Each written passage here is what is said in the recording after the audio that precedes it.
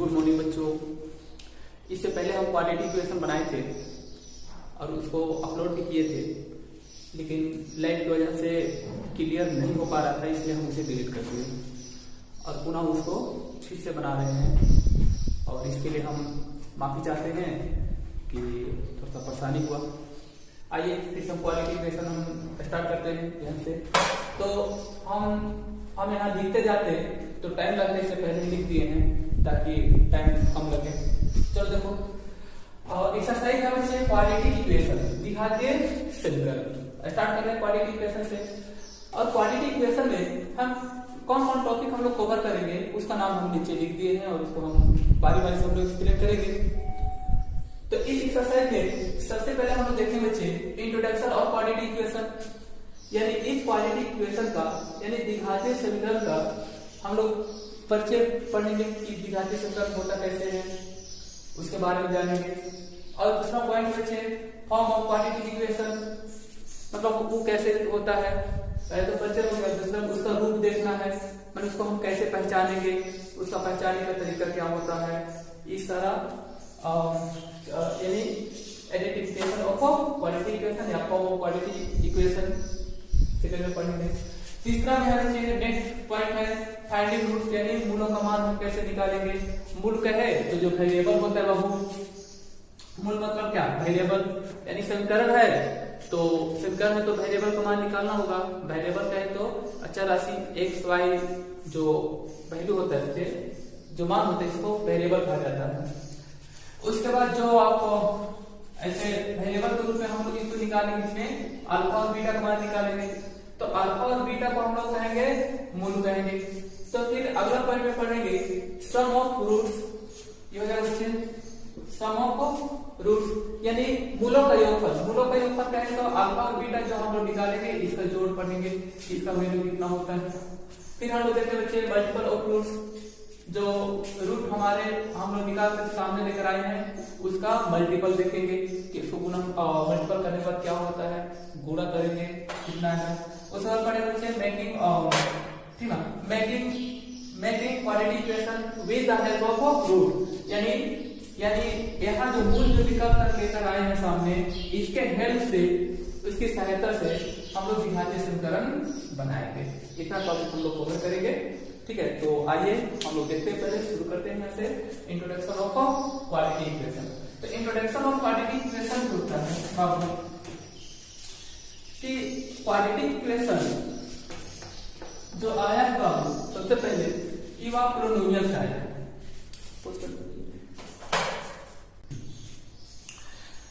तो इसका इंट्रोडक्शन क्या बच्चे क्वाड्रेटिक इक्वेशन, ठीक ना। तो आप पहले हम इसको क्लियर कर देते हैं थोड़ा देर कि इसका क्वाड्रेटिक इक्वेशन जो होता है, क्वाड्रेटिक इसका जो मैक्सिमम जो पावर होता है बच्चे ए एक्स स्क्वायर, यानी मैक्सिमम पावर क्वाड्रेटिक करने का मतलब कितना होगा, वो 2 होगा। तो ये आया यहाँ से, पहले हम देखते हैं क्वाड्रेटिक बाबू यहाँ से यहाँ तक ये जो होता है बच्चे या पोलिनोमियल का फॉर्म होता है, पोलिनोमियल का फॉर्म होता है। पोलिनोमियल कहे तो बहुपद, और यहाँ से ई वाला जो टर्म होगा बच्चे, इस समीकरण हो गया मीन्स इक्वेशन। तो समीकरण के लिए क्या होगा बच्चे कि LHS और RHS जो वैल्यू होगा वो क्या हो जाता है, बराबर होता है। LHS और RHS बराबर होता है, मीन्स क्या होगा बच्चे, या क्वाड्रेटिक इक्वेशन मतलब इसके बराबर क्या होगा, इसको हम LHS मान लेंगे और ठीक ना, इक्वेशन इसमें लग गया तो RHS के बराबर हो जाएगा। और बराबर, अब यहाँ देखो क्वाड्रेटिक इक्वेशन की बात कर रहे हैं तो वैसा समीकरण होता है बाबू जिसका मैक्सिमम वेरिएबल पर पावर 2 होता है, उसके बाद आने वाला जो वेरिएबल होगा उसका पावर जो होगा बच्चे उसके डिक्रीजिंग ऑर्डर में मीन्स 1 होगा, उसके बाद कांस्टेंट टर्म्स होगा, कुछ इस तरह से होता है, यानी पोलिनोमियल का फॉर्म होता है।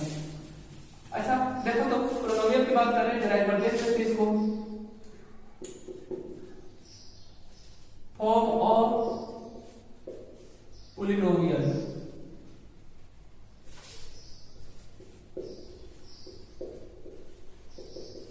पोलिनोमियल यानी ये हो गया बच्चे बहुपद का रूप हो गया। पोलिनोमियल का हिंदी होता है बहुपद होता है।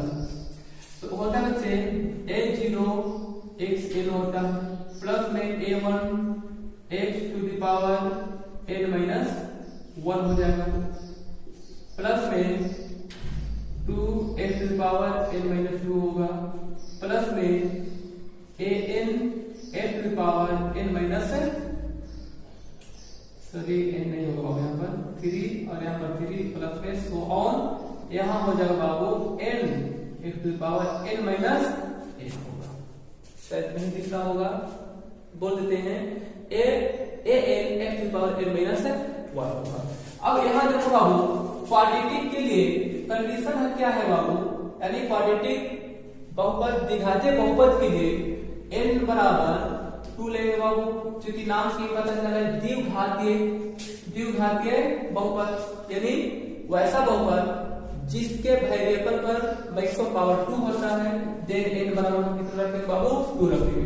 ठीक, जहां जहां n दिख रहा बाबू उसके वैल्यू में हम उसके बदले में 2 पुट कर देते हैं, तो बाबू देखो यहाँ पर मीन्स कितना हो जाएगा a0 x to the power, देखो यहाँ पर 2 हो गया, प्लस में a1, यहाँ देखो x to the power n minus 1, n का वैल्यू कितना बाबू 2 है, 2 से 1 घटेगा तो कितना होगा 1 बचेगा, प्लस में a3 हो जाएगा बाबू, उसके बाद x to the power n minus 2 और n का वैल्यू यहाँ कितना बाबू 2 है, देन 2 माइनस 2 कितना हो जाएगा 0 हो जाएगा।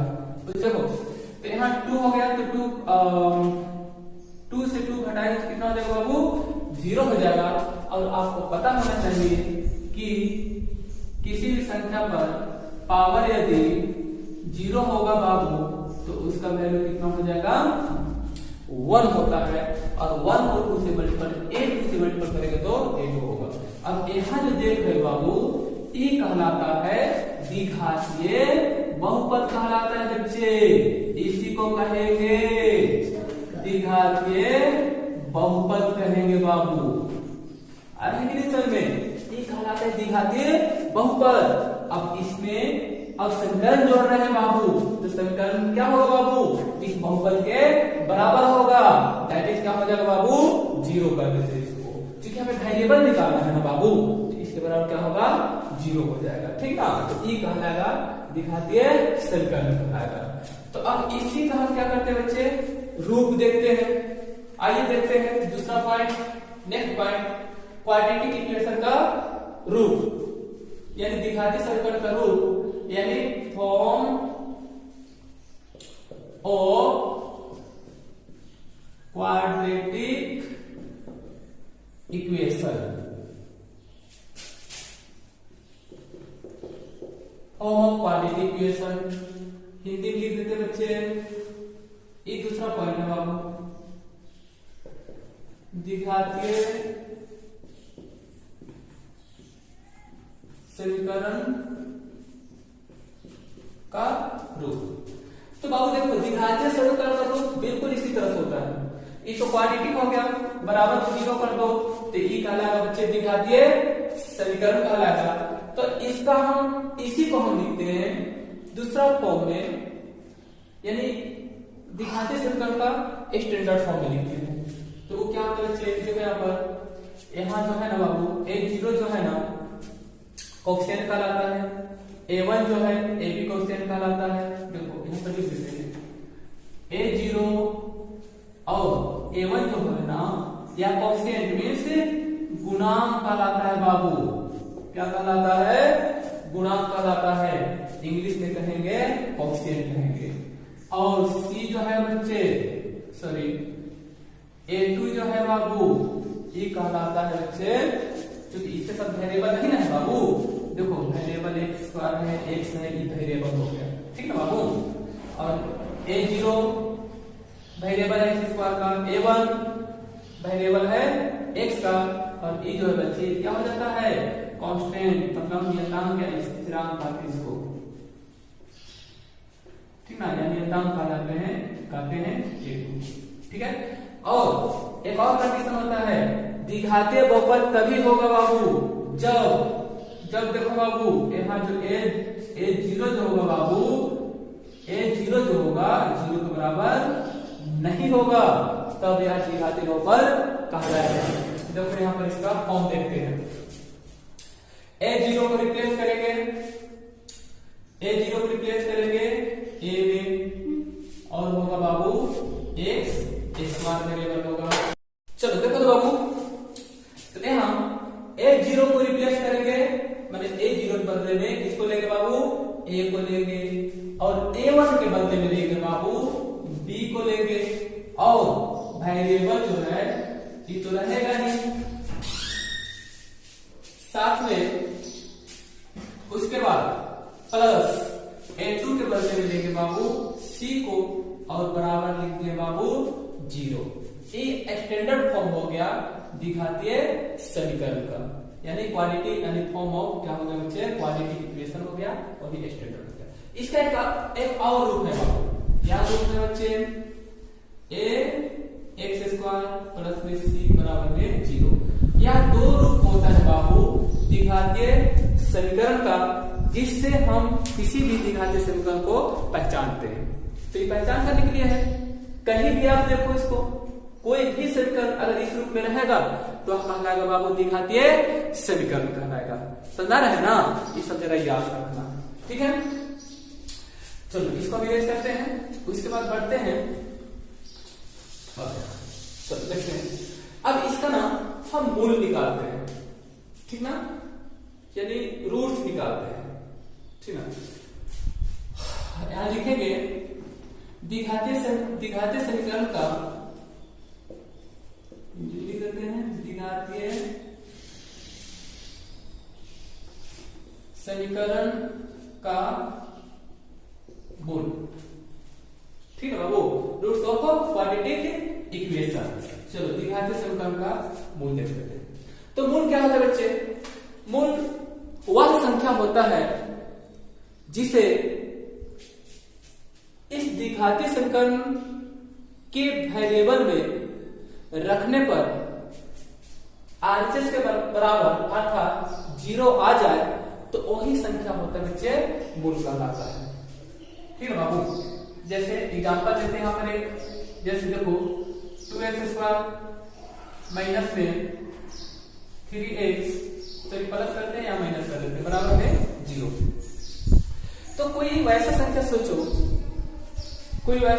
सोचो जिसे x के बदले में रखने पर इसका वैल्यू 0 आ जाए, तो अब वैल्यू क्या होगा बच्चे, मान लो अगर x बराबर -2 रख दिया जाए, x बराबर -2 रख दिया जाए, तो चलो यहाँ रखते हैं x बराबर -2, तो यहाँ 2 रखेंगे इनटू x का वैल्यू कितना बाबू, -2, तो -2 का होल स्क्वायर प्लस में 3 इनटू में x का वैल्यू -2, और यहाँ देखो बाबू -2 बराबर में 0, यहाँ देखो बाबू 2, यहाँ डायरेक्ट कर देते हैं, 2 दूनी 4 दूनी 8 हो जाएगा, प्लस माइनस हो जाएगा, 3 दूनी 6, माइनस में 2 equal to 0, 8 minus 8 equal to 0, then 0 बराबर 0, यानी LHS बराबर बाबू क्या होगा, RHS होगा, L बराबर LHS बराबर RHS, यानी इधर भी 0 आ गया और उधर पहले से 0 था।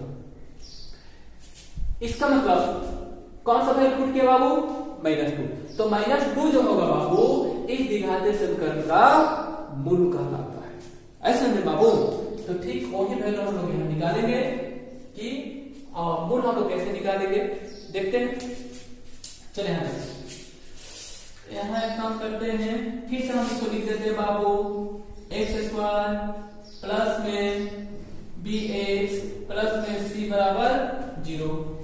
अब ना a से दोनों तरफ भाग कर दो, a से भाग करो तो एक काम करते हैं, चलो a लिख देते हैं यहाँ पर, यहाँ भी a कर देते हैं, यहाँ भी a कर देते हैं, और यहाँ भी a कर देते हैं। फाइनली क्या होगा बाबू, इसकी रेज कर देते हैं, देखो फाइनली देखो बाबू a तो कैंसिल हो जाएगा ना बच्चे, तो यहाँ बचेगा बाबू x स्क्वायर, और यहाँ देखो बाबू प्लस में b बटा a इंटू x प्लस में c बटा a इक्वल टू 0। अब बाबू देखो यहाँ से दो टर्म्स देखो, दो पदों को देखो, इस दो पद को हम लिखना चाह रहे हैं a प्लस b के होल स्क्वायर के रूप में लिखना चाह रहे हैं बाबू, a प्लस b का होल स्क्वायर होता है बाबू ए स्क्वायर प्लस में 2ab प्लस में b स्क्वायर होता है बाबू। तो हम चाह रहे हैं कि यहाँ से यहाँ की जो दो पद है ना बाबू, यानी दो टर्म्स है, इस टर्म्स को हम इस रूप में लिखना चाह रहे हैं बच्चे। देखो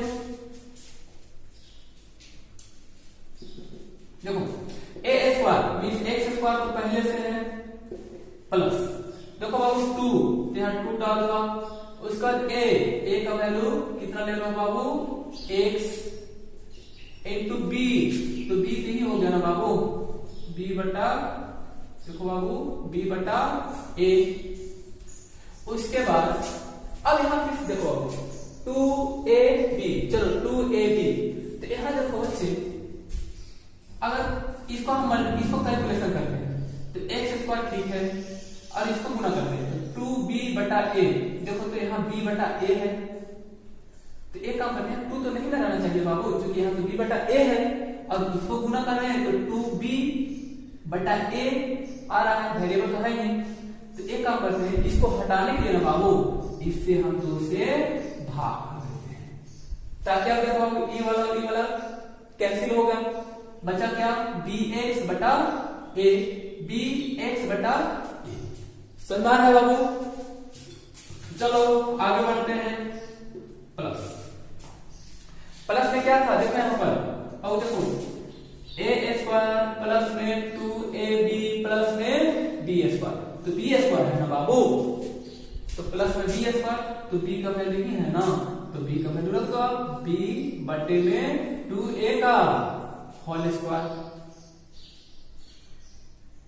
अब यहाँ देखो बाबू प्लस आप इसको जोड़े हो तो इसको घटाना भी तो पड़ेगा ना बाबू, b बटा 2a का होल स्क्वायर, ताकि e वाला और e वाला कैंसिल हो जाएगा, तो फिर इसको कैलकुलेशन करोगे तो यही ना मिलेगा बाबू, और e तो पहले से है बाबू c बटा a इक्वल टू में 0।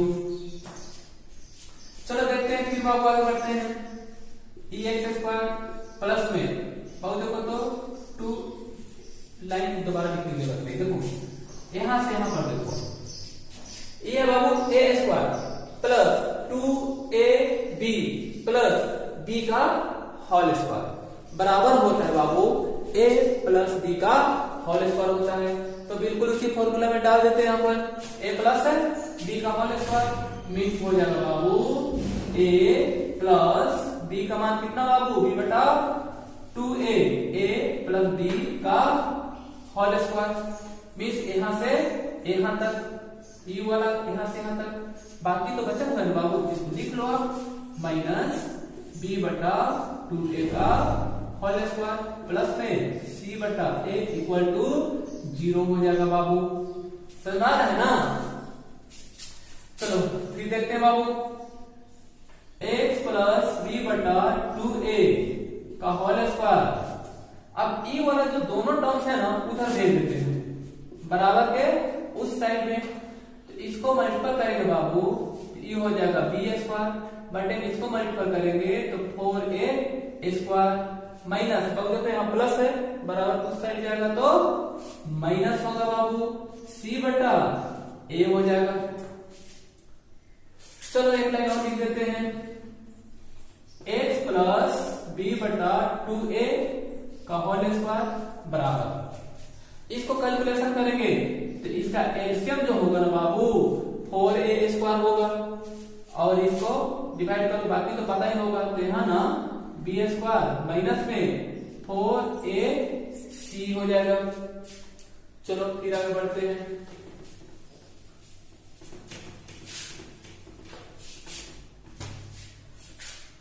चलो देखते हैं अब ना स्क्वायर है ना बाबू उधर भेज देते हैं x प्लस b बटा 2a स्क्वायर भेज दिए तो उधर जाएगा तो दो वैल्यू निकलेगा, ठीक ना। अब इसको x प्लस b बटा 2a का होल स्क्वायर, सॉरी स्क्वायर को भेज देते हैं ना, बार बार लिखने की जरूरत नहीं है, इसको हटा कर यहाँ से देखो इसको इधर कर देते हैं स्क्वायर उधर कर देते हैं तो इसका 2 रूट निकलेगा, स्क्वायर है ना उधर जाएगा तो एक प्लस में आएगा दूसरा माइनस में, तो प्लस माइनस स्क्वायर था बाबू, जब उधर जाएगा तो रूट में आ जाएगा, क्या हो जाएगा बाबू रूट में बी स्क्वायर माइनस में 4ac बटे में 4a स्क्वायर हो जाएगा। चलो x प्लस बी बटा 2a इक्वल टू, और देखो बी स्क्वायर माइनस 4ac का रूट तो नहीं निकलेगा तो इसको ना रूट के अंदर में रखो, बी स्क्वायर 4ac 4 का रूट निकलेगा बाबू 2 और a स्क्वायर का निकलेगा a निकलेगा, ठीक है बाबू। चलो देखते, उसके बाद x प्लस बी बटा 2a इसको फिर से लिख दे रहे हैं, लिखने की जरूरत नहीं, एक अंक इसको भेज देते हैं, x बराबर इसको भेज देते हैं, यहाँ ना बाबू यहाँ ना जो प्लस माइनस है यहाँ माइनस बी बटा 2a और प्लस माइनस, तो plus minus minus under root B square minus में 4ac बटे में 2a हो जाएगा। देखो यहाँ प्लस में था ना बाबू, b बटा 2a प्लस में था, बराबर के इस तरफ भेज दिए तो देखो माइनस में हो गया, यहाँ से x बच गया, x इक्वल टू इधर भेज दिए तो माइनस b बटा 2a plus minus under root, यहाँ देखो plus minus under root b square minus 4ac बटा 2a हो जाएगा। एक लाइन और लिख देते हैं बाबू, यहाँ देखो ये हो जाएगा बाबू माइनस b बटे में 2a, एक इसमें एलसीएम हो जाएगा बाबू 2a और यहाँ प्लस माइनस अंडर रूट हो जाएगा बाबू b स्क्वायर माइनस में 4ac हो जाएगा, ठीक है बाबू। अर्थात चलो देखते हैं, अर्थात बाबू इसको इस तरह से लिखा जाता है, यहीं पर लिख देते हैं, जगह तो है नहीं, minus B plus minus under root और इसके बदले में ना यहाँ देखो बी स्क्वायर माइनस 4ac है, इसके बदले हम लिख देते हैं डी लिख दिया बाबू और बटे में 2a, ये x बराबर निकल कर आ गया।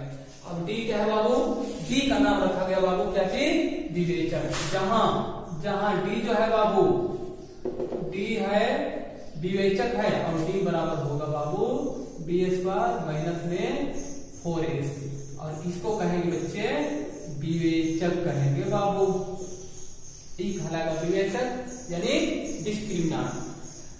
इस प्रकार x का मान निकाल कर हम सामने लेकर आ गए हम लोग minus B plus minus under root B square minus 4ac और x बराबर minus B plus minus under root B बटा 2a और यही x से ही दो वैल्यू निकलता है, क्योंकि यहाँ दो वैल्यू है ना बाबू, एक देखो प्लस का है और दूसरा माइनस का है, यहाँ देखो x बराबर दो वैल्यू निकल कर आ रहा है बाबू, यहाँ देखो माइनस बी तो दोनों के लिए है तो माइनस बी तो रहेगा ही प्लस अंडर रूट और देखो यहाँ पर बी स्क्वायर 4ac और इसके बदले में आप b भी कर सकते हो, कोई दिक्कत नहीं है, बटे में 2a अर्थात,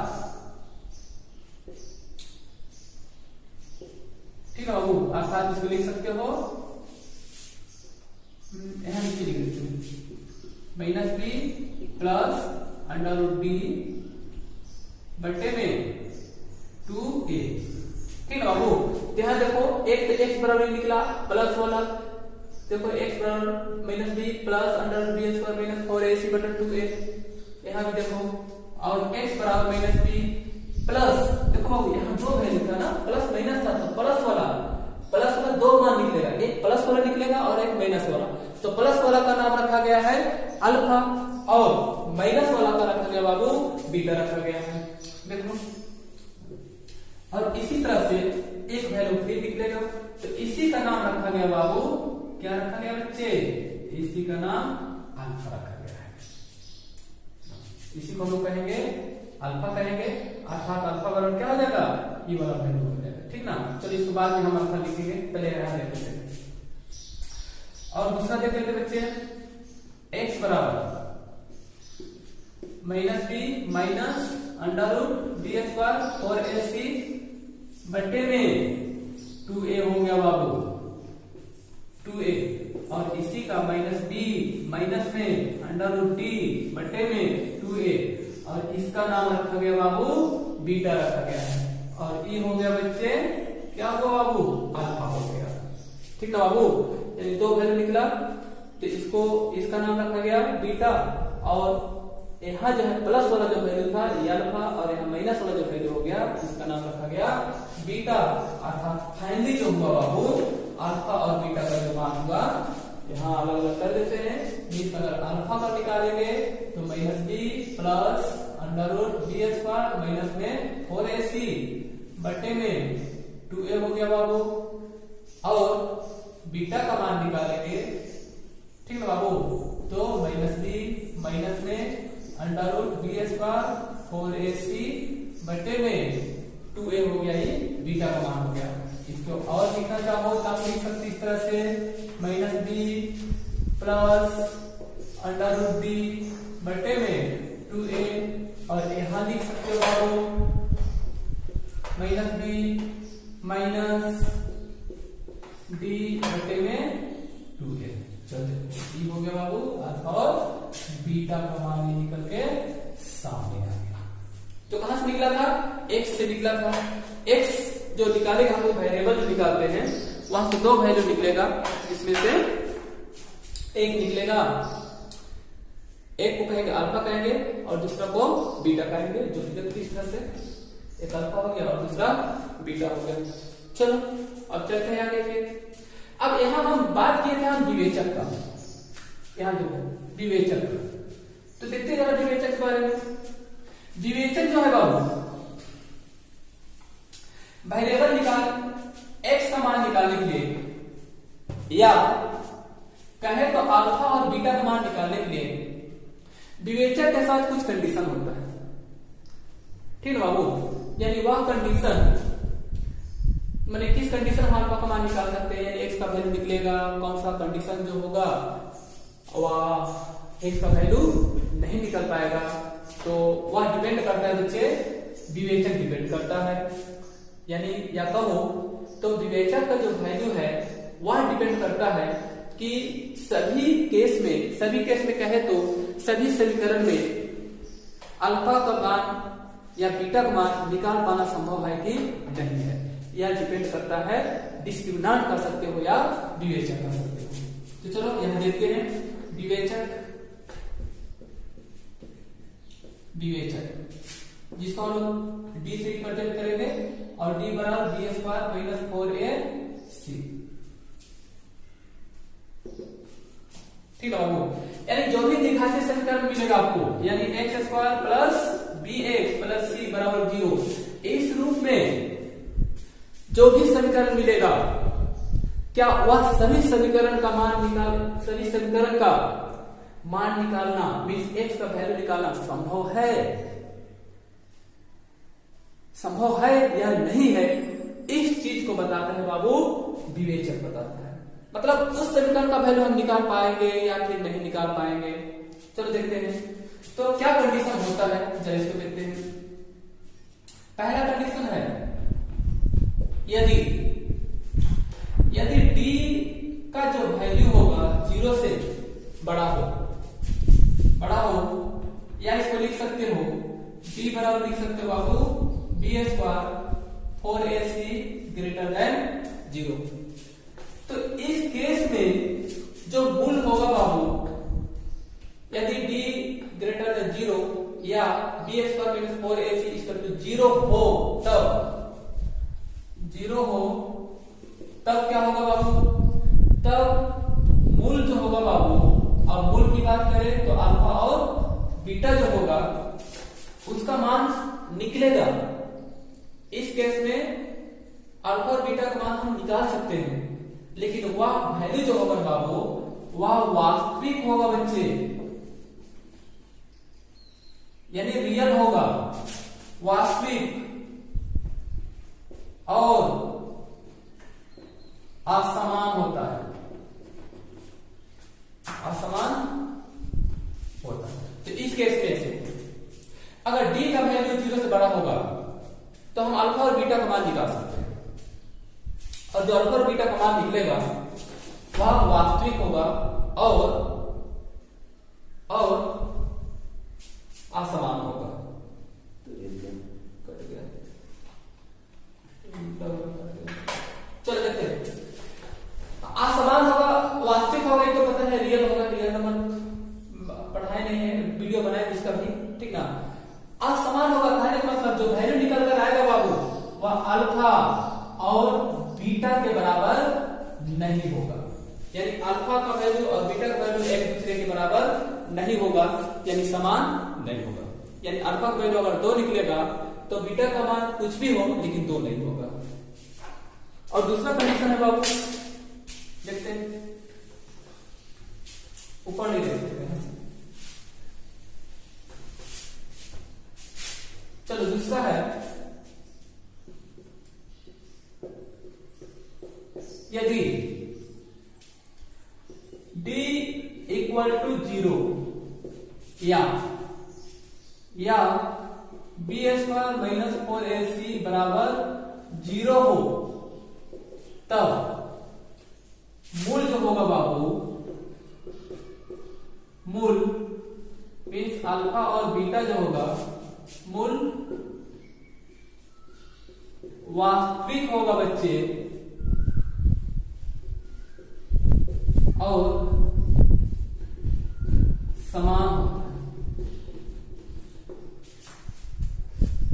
मान तो इस केस में भी निकलेगा, लेकिन मूल जो होगा वह वास्तविक होगा और समान होगा। वास्तविक होगा और समान होगा कहने का मतलब होगा बाबू जो अल्फा और बीटा का मान निकलेगा वह दोनों एक दूसरे के बराबर होगा, और वह वैल्यू जो होता है ना बाबू -d/2a होता है, ठीक ना बाबू। अच्छा जरा देखते हैं बराबर कैसे होता है। दूसरा पॉइंट था, इसका भी रेस कर रहे हैं।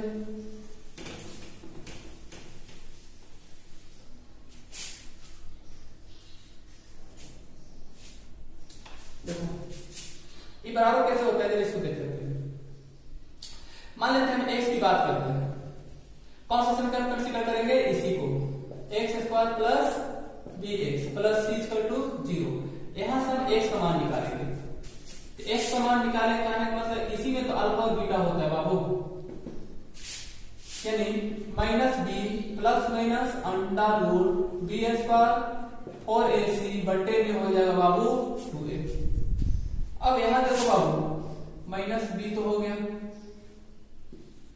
प्लस माइनस √ यहां देखो b² - 4ac, ठीक है बाबू। और यहाँ कंडीशन क्या है बच्चे, d जो है 0 के बराबर है, यानी b² - 4ac जो है 0 के बराबर है, तो इसके बदले हम क्या करते हैं बाबू 0 पुट कर देते हैं, बटे में 2a हो गया, बराबर में -b प्लस माइनस 0 हो जाएगा, बटे में 2a होगा। फाइनली क्या निकल कर आएगा बाबू -b/2a।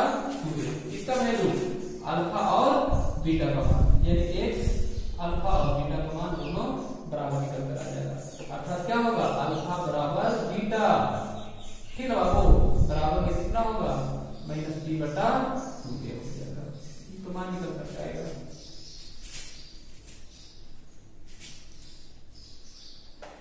चलो आगे देखते हैं, इसकी देख करते हैं, ठीक है बाबू। तो देखो d = 0 होगा तो मूल तो निकलेगा नहीं, वास्तविक होगा और समान होगा, मींस अल्फा और बीटा का मान बराबर होगा, और वह वैल्यू जो होता है बाबू -b/2a होता है बच्चे। और यहाँ देखो किस तरह से निकाले हैं, बाकी देखते हैं, फिर करते हैं। एक कंडीशन और क्वेश्चन, यदि d > 0, d का वैल्यू जो है 0 से छोटा हो, या b² - 4ac > 0 हो, तब इसका कोई मूल्य नहीं निकलेगा, इसका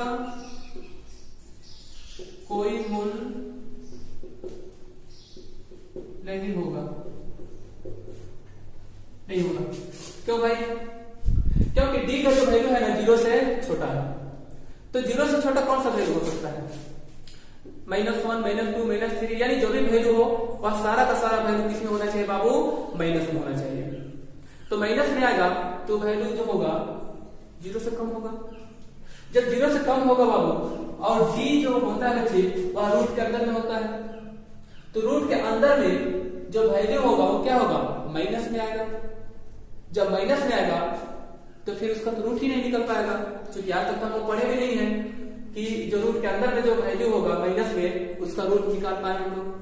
देखो क्या ऐसा होता है, ऐसा पढ़े आप लोग, -16 का रूट -4 का रूट -25 का रूट। तो यहाँ d लेस देन 0 होने का मतलब जो है d का जो वैल्यू होगा बच्चे वह क्या होगा, निगेटिव होगा, निगेटिव होगा। यानी सारा वैल्यू जो होगा बच्चे वह माइनस में आएगा, यानी रूट के अंदर में क्या होगा बाबू, माइनस में आएगा। जब माइनस में आएगा तो उसका रूट नहीं निकलेगा। इसलिए अगर d में डिस्क्रिमिनेंट जो है 0 से अगर छोटा होता है तो इसका कोई रूट नहीं निकलेगा। निकलता है, हम निकालेंगे, हम लोग आगे हायर क्लास में पढ़ेंगे। निकलता है रूट के अंदर माइनस कराता है तो उसका भी रूट निकलता है, लेकिन उसको कहा जाता है इमेजिनरी रूट कहा जाता है, जो कि आप जो पढ़ोगे हायर क्लास में आईएससी में पढ़ोगे, एक कॉम्प्लेक्स एक्सरसाइज है उसी में पढ़ना है। तो खैर छोड़ो उसको, पढ़ते हैं, ठीक है। तो कंप्लीटली इसमें कोई मूल्य नहीं होगा। तो यहाँ देखें हम लोग यहाँ परमिशन देखते हैं कि कोई भी इक्वेशन दिया रहेगा और उस इक्वेशन का जो वेरिएबल है मींस एक्स का जो मान है वह मान हम निकाल पाएंगे कि नहीं निकाल पाएंगे, नहीं निकाल पाएंगे, यानी वह वैल्यू निकल सकता है या नहीं निकल सकता है, यह डिसाइड करता है बाबू डी डिसाइड करेगा, यानी विवेचन डिसाइड करेगा। ठीक है, चलो आगे बढ़ते हैं। चलो अब आगे देखते हैं, जल्दी जल्दी करते हैं आगे। अगला टॉपिक आएगा बच्चे sum of root. Sum of root यानी मूलों का योगफल, मूलों का योगफल, सम ऑफ रूट, मूलों का योगफल। मूलों का योगफल, मूल का है तो क्या बाबू, अल्फा और बीटा। योगफल मतलब जो किसका, अल्फा और बीटा का। तो देखते हैं अल्फा प्लस बीटा, इसी को तो निकालना है। अल्फा का वैल्यू देख लेते हैं। अल्फा का वैल्यू जो होगा बाबू -b plus under root D square minus में 4ac बटे में 2a। ये अल्फा का मान निकल गया। अब यहाँ प्लस हो गया, बीटा का वैल्यू यहाँ पुट करो आप -b minus b square 4ac बटे में 2a। इसका एलसीएम ले लो तो 2a ही तो होगा ना बाबू।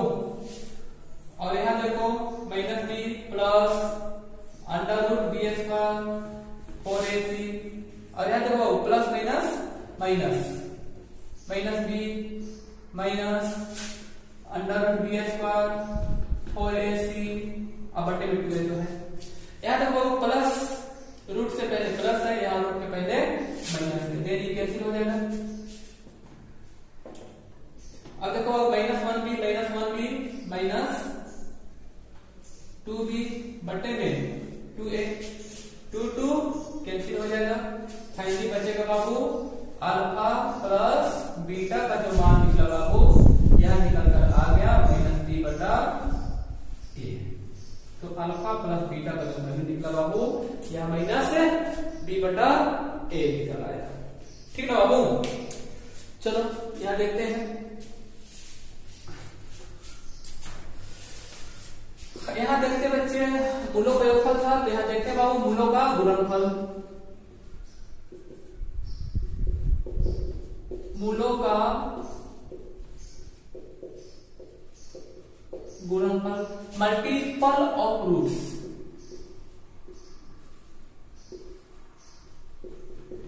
मल्टीपल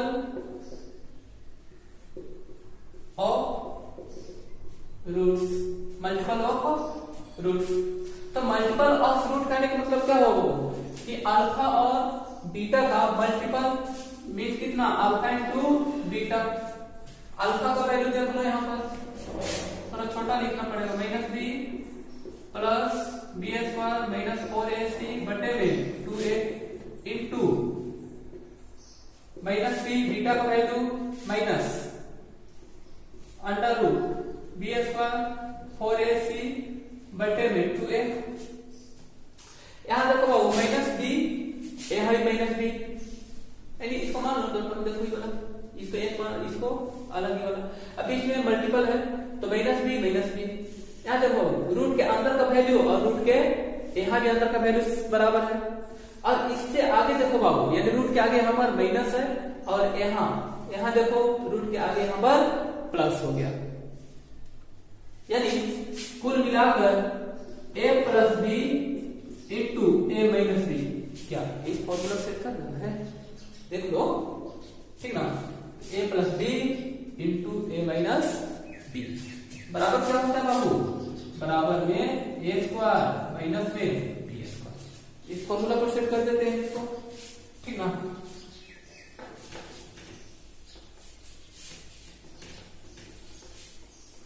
चलो देखते हैं बाबू, यानी इसको मान लेते हैं बाबू ए, और ये रूट के अंदर में जो वैल्यू है बाबू बी, फिर से यहाँ बाहर वाला ए हो गया बाबू, और अंदर यहाँ माइनस के बाद वाला जो वैल्यू हुआ इसको बी मानिए, तो ए plus B into A minus B बराबर ए स्क्वायर माइनस बी स्क्वायर।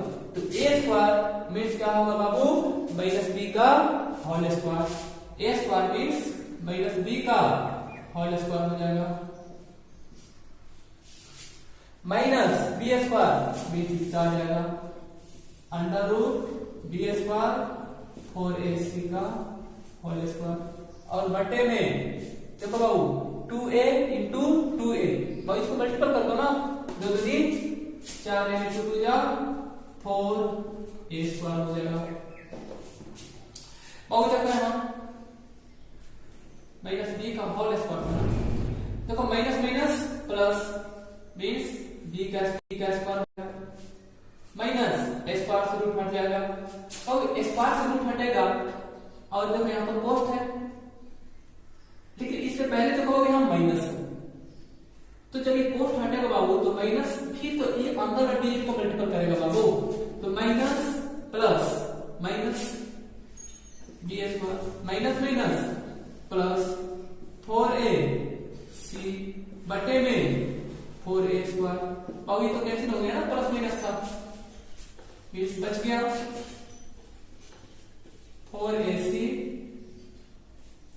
बटे में 4a स्क्वायर, किसका वैल्यू निकल रहा है, अल्फा इंटू बीटा का मान निकल रहा है, और 4 से 4 कैंसिल, a से एक कैंसिल हो गया, फाइनली यहाँ पर निकल कर आ गया बाबू अल्फा इंटू बीटा बराबर a बटा c निकल कर आ गया सामने। चलो निकल कर आ गया सामने, ठीक ना। तो यानी अब देखो, अभी हम लोग देख रहे हैं बच्चे, थोड़ी देर पहले देखे कि मूलों का योगफल उसको निकाल कर आ गया माइनस बी बटा ए, और मूलों का गुणनफल, ये जो था बच्चे मूलों का गुणनफल था अल्फा इंटू बीटा बराबर ए बटा सी निकल गया। चलो आगे बढ़ते हैं,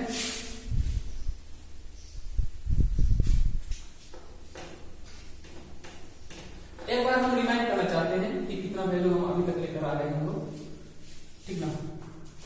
यानी अभी तक हम लोग वैल्यू निकाल कर लेकर आ गए, देखो रिमाइंड कर देते हैं, जाकर बना रहे हैं, x बराबर minus B plus minus under root B square 4ac बटे में 2a। अब इसी में से देखो बाबू x बराबर यानी अल्फा और बीटा, इसमें से अलग कर देगा, अगर अल्फा करोगे तो minus B plus under root B square minus में 4ac बटे में 2a, फिर अगर बीटा निकालेंगे बाबू तो माइनस बी माइनस में बी स्क्वायर 4ac बटे में 2a हो जाएगा। फिर हम लोग निकाले बाबू अल्फा प्लस बीटा बराबर निकाले बाबू माइनस बी बटा ए, फिर निकाले बच्चे अल्फा इंटू बीटा सी बटा ए पर, ठीक है। और फिर हम लोग निकाले बाबू, फिर हम लोग निकाले यहां अल्फा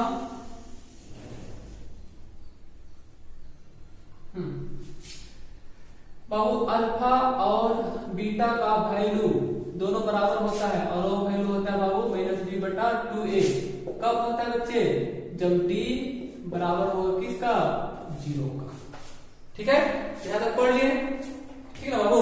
तो यहां तक आप लोग को ये सारा फॉर्मूला जो है ना बाबू याद तो करना ही पड़ेगा, याद नहीं करोगे तो फिर तो गड़बड़ हो जाएगा।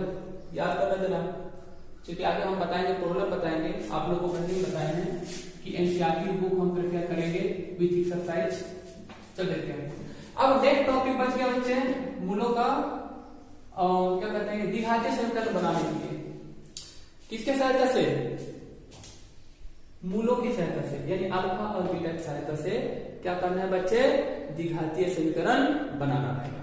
यानी अल्फा का मान दिया रहेगा और बीटा का मान दिया रहेगा और आपसे बोला जाएगा कि आप द्विघातीय समीकरण बनाइए। आज हम समझ में, तो आओ देखते हैं।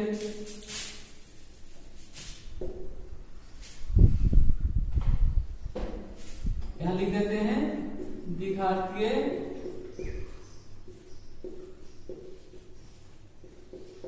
समीकरण बनाना।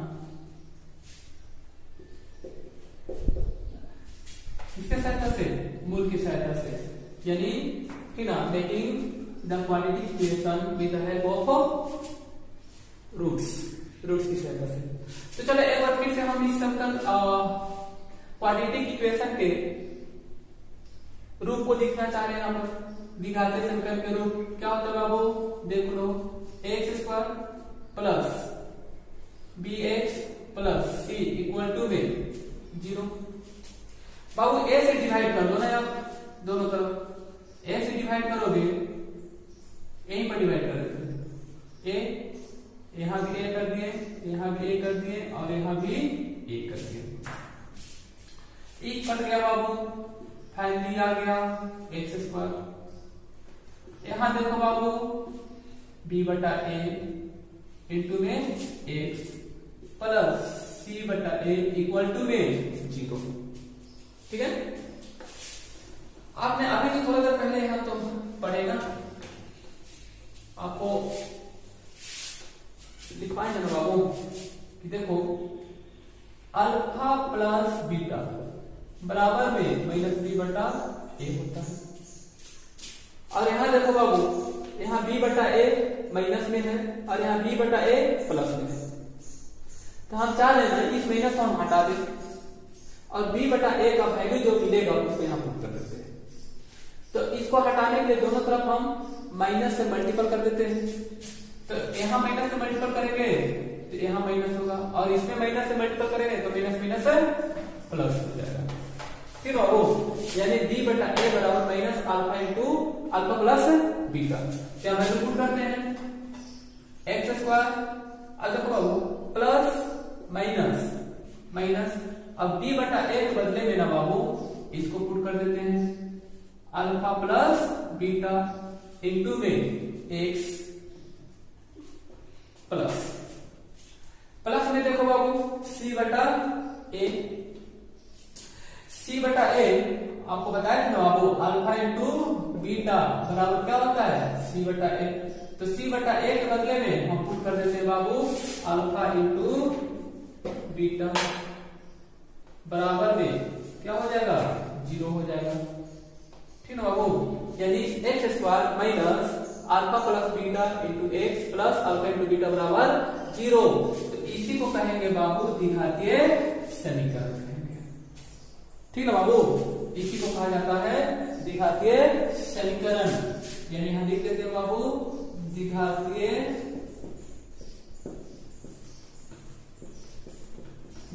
समीकरण, यानी हो जाएगा बाबू x² minus alpha plus beta into x plus alpha into beta बराबर में 0 हो जाएगा। ठीक है बाबू, तो यहां देखो बच्चे द्विघातीय समीकरण की बात कर रहे हैं, क्वाड्रेटिक इक्वेशन की बात कर रहे हैं। तो जब भी समीकरण की बात होता है तो कहीं ना कहीं दिमाग में चलता है कि हमें x का मान निकालना है, या वेरिएबल एक्स वाई जेड कुछ भी हो सकता है, उस समीकरण में वेरिएबल का मान निकालना है। तो फाइनली यहाँ जो हम देखें, यहाँ जो हम क्वाड्रेटिक इक्वेशन से जो हम पढ़े हम बाई फॉर्मूला, यहाँ से भी हम लोग x का मान निकाल रहे थे, इस वेरिएबल का मान निकाल रहे थे। और क्वाड्रेटिक इक्वेशन को सॉल्व करने के लिए एक दूसरा मेथड भी है जिसको हम लोग कहते हैं फैक्टराइजेशन मेथड, यानी गुणनखंड मेथड कहते हैं उसको, जो कि आपको पता होगा। दूसरा मेथड ये तो था फॉर्मूला हम लगाएंगे और उसका जो है x यानी उसका रूट जो होगा हम लोग निकाल लेंगे। दूसरा मेथड है फैक्टराइजेशन, जो कि हम अगला वीडियो में अपलोड करेंगे। और ज्यादा हम टाइम नहीं लेना चाहते हैं, और ज्यादा आपको और क्या कहते हैं कि जो वीडियो था हम लोग का जो अपलोड किया था इसमें मिस्टेक हो गया था, इसलिए दोबारा सबको करना पड़ा। और वीडियो आपको अच्छा लगे तो आप सब्सक्राइब करके बेल आइकन दबा दीजिएगा और लाइक भी कीजिएगा। अगला वीडियो में फिर से हम सेकंड मेथड बताते हैं और एक्सरसाइज भी हम सॉल्व करेंगे। एनसीईआरटी का सारा एक्सरसाइज का सोल्यूशन करेंगे। ठीक है, थैंक यू।